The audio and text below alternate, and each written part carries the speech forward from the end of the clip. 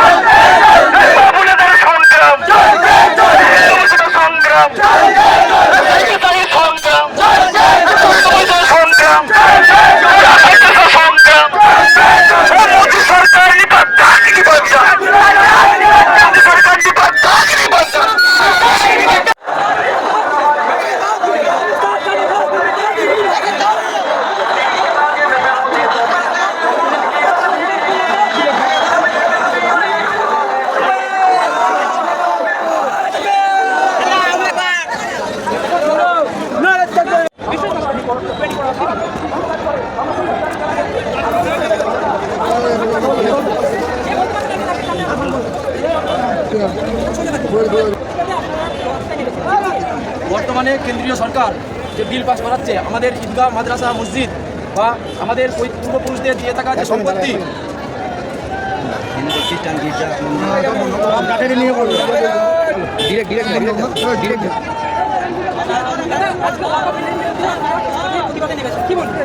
আজকে আমাদের বিশেষ করে মুসলমানদের উপরে আমাদের যে ধর্মীয় প্রতিষ্ঠানগুলি আছে মন্দির মসজিদ ঈদগাহ এবং আরও যে সমস্ত তীর্থস্থান এছাড়া আরও অন্য কমিউনিটির যে ধরুন তীর্থস্থান সেগুলির উপরে জোর করে কেন্দ্র সরকার বিল আনতে যাচ্ছে।